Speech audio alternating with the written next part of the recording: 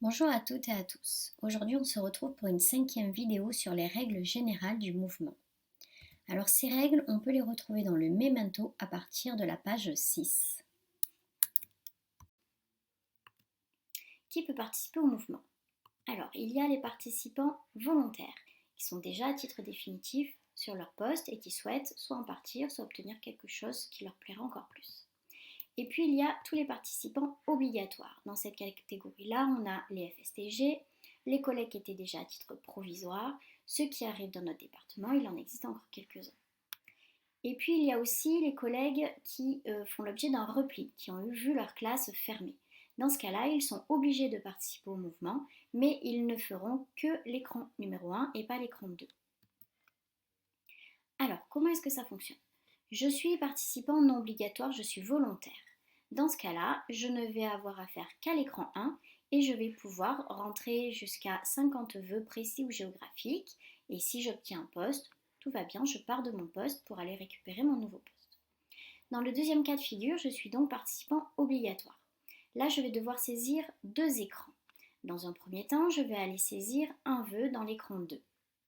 Dans cet écran 2, il va falloir faire un couplage entre une zone infradépartementale et un MUG. On va préciser un petit peu plus tard ce que c'est qu'une zone infra et un MUG. Puis je vais basculer sur mon écran 1 et là je vais faire des vœux précis et des vœux géographiques. Enfin, je vais rebasculer sur mon écran 2 pour faire, si j'en ai envie, encore des couplages entre zone infra et MUG. Donc toute cette partie-là de participation obligatoire, on va le redétailler un petit peu plus tard, mais on va déjà essayer de définir ce que c'est qu'une zone infra-départementale et un MUG. Alors un MUG, c'est une famille, c'est une catégorie de postes. Donc il existe plusieurs MUG sur notre département. Il y a le MUG enseignant qui va réunir tous les postes d'adjoint en élémentaire et en maternelle, mais aussi de titulaire de secteur, c'est-à-dire de TRS. Il va y avoir les MUG remplaçants où on va réunir tous les types de brigades qui existent sur notre département. On l'a vu dans une précédente vidéo. Ça va être les types de brigades de CIRCO, départementales et brigades REP+. Ensuite, il va y avoir plusieurs MUG ASH qui vont réunir les types de postes dans l'ASH, que ce soit de l'ULIS à l'IME. Et il va y avoir plusieurs types de MUG direction. Donc ces différents MUG vont concerner différents nombres de classes par école. Et qu'est-ce que c'est qu'une zone infradépartementale?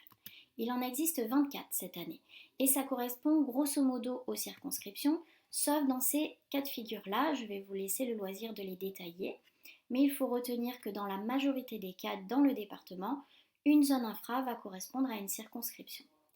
Vous irez voir l'annexe qui concerne les zones infra pour vraiment être sûr que la zone que vous demandez concerne bien la circo que vous souhaitez. Maintenant que nous avons ça, nous avons vu ça, nous allons pouvoir revenir sur notre écran avec notre participant obligatoire. Donc dans un premier temps, on va faire un couplage dans l'écran 2 entre une zone infra et un MUG. Par exemple, je vais demander la zone infra qui correspond à la circo de Salon-de-Provence. Et je vais faire un MUG, par exemple, tout type d'enseignant.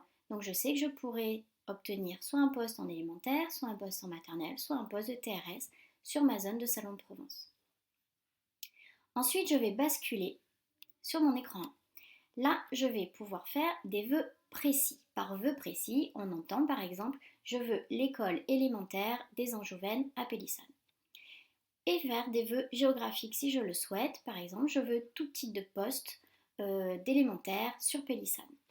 Donc, on vous conseille de faire une cohérence entre votre premier vœu précis, donc par exemple élémentaire Angevine à Pélissane, et le premier vœu géographique, tout type d'enseignant élémentaire à Pélissane, pour déclencher une cohérence géographique qui nous servira plus tard.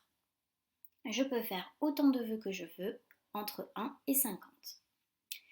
Ensuite, je vais rebasculer une dernière fois sur mon écran 2 et faire les derniers couplages que je souhaite entre des zones et des MUG. Donc faire attention aux MUG que je demande à ce moment-là, puisque si je demande un MUG remplaçant, on a vu qu'on pouvait obtenir n'importe quel type de remplaçant qui existe sur le département. Alors, comment fonctionne le logiciel? Le logiciel va d'abord regarder l'écran 1 et va regarder tous les vœux du premier candidat, c'est-à-dire celui qui a le plus de barèmes. Il va étudier tous ses vœux et lui attribuer le vœu qu'il a demandé s'il est disponible. Ensuite, il va aller regarder le deuxième candidat, celui donc qui va avoir le barème juste en dessous.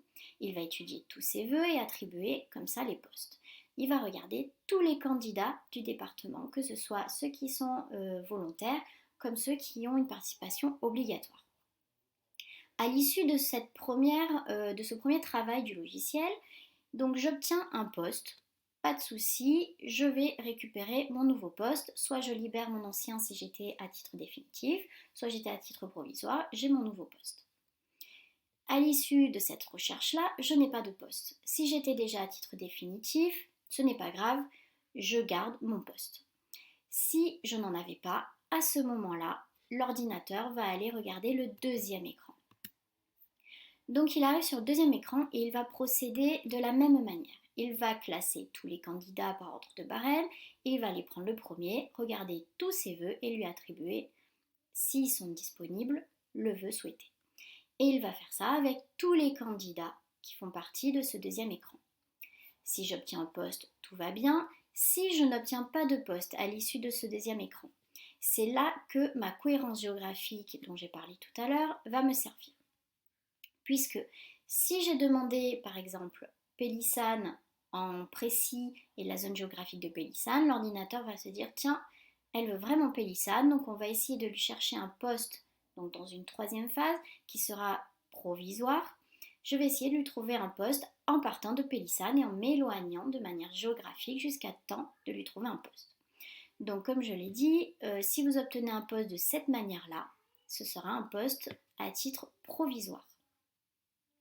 Dans le cas de l'écran 1, mon barème va être calculé en entier avec tout le calcul du barème qu'on a vu dans une précédente vidéo. Dans le deuxième écran, par contre, le barème sera allégé.